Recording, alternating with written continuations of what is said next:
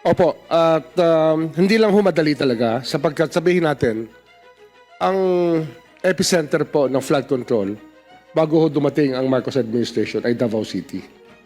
Ang ecosystem of corruption po mabigat. Mahirap pong pasukin. Mahirap pong kumuha ng impormasyon. Marami hong taong hindi nagsasalita.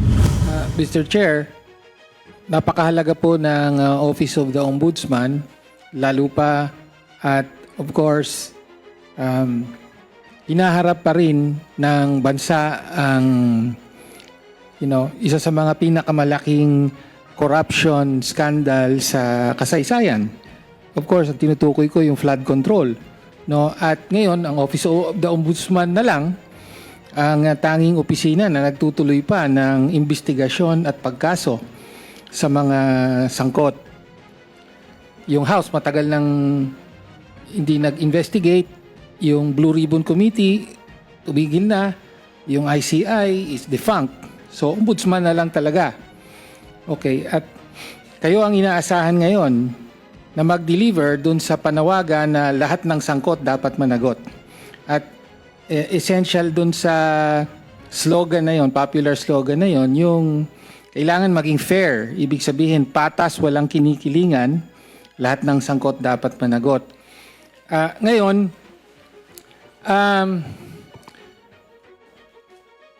ang tanong po natin ay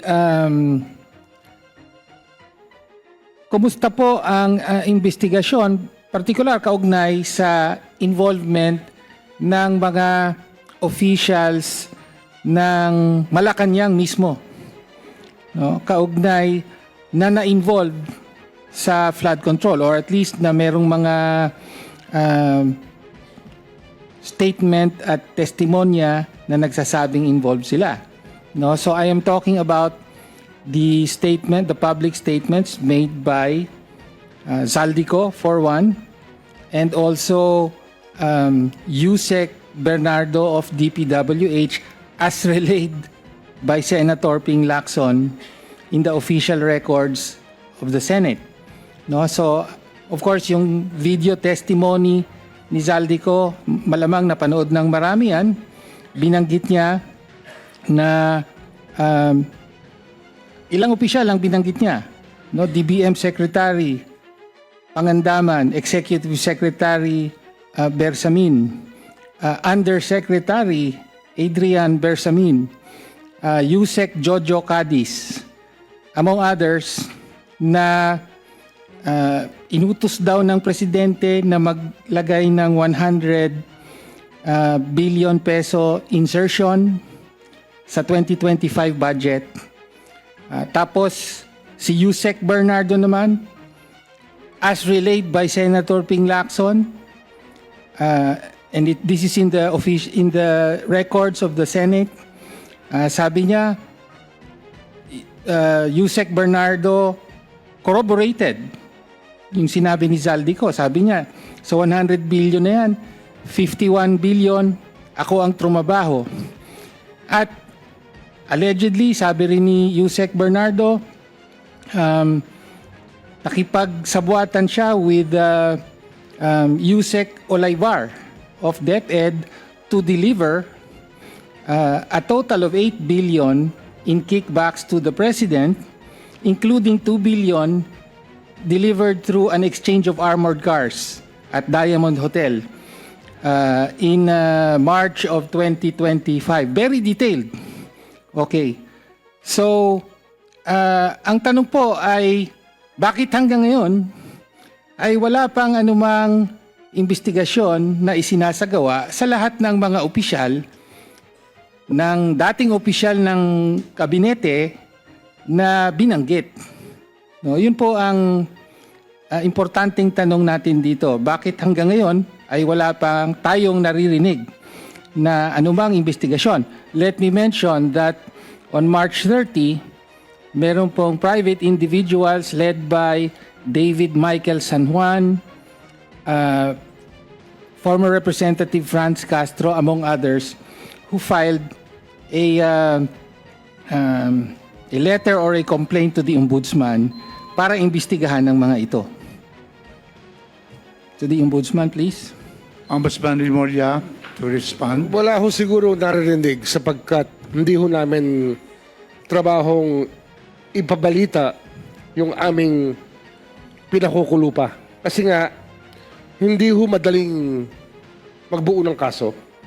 Ang pagbubuo ng kaso ay base sa ebidensya. At hindi ho natin maaaring ipamalita sa tao ang bawat kilos na ginagawa namin.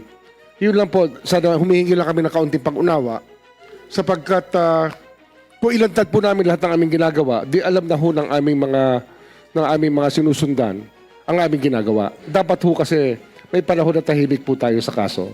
Pero wala ho kami pinababayaan.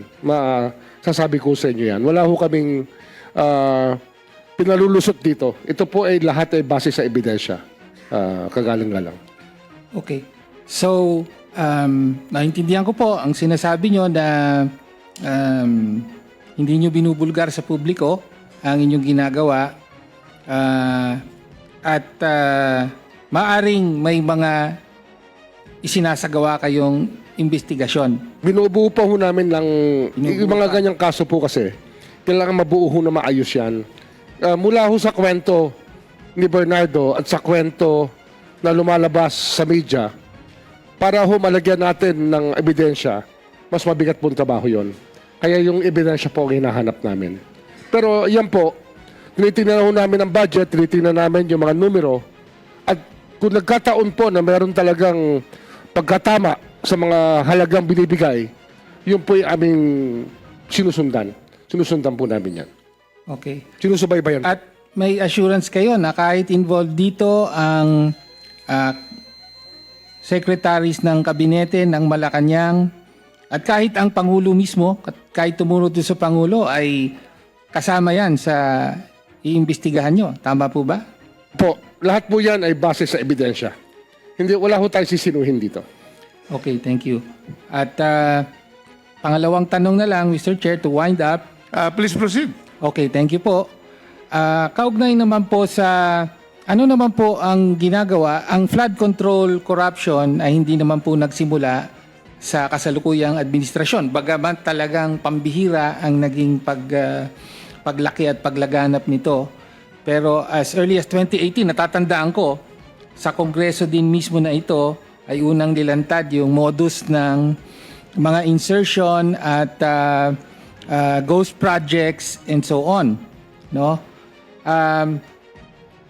Meron po bang ginagawa ang ombudsman sa pag-imbestiga sa mga flood control corruption issues sa panahon pa ng nakaraang administrasyon?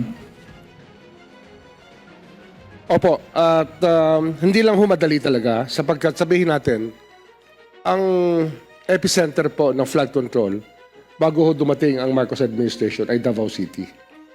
Ang ecosystem of corruption po mabigat. Mahirap pong pasukin. Mahirap pong kumuha ng impormasyon. Marami hong taong hindi nagsasalita.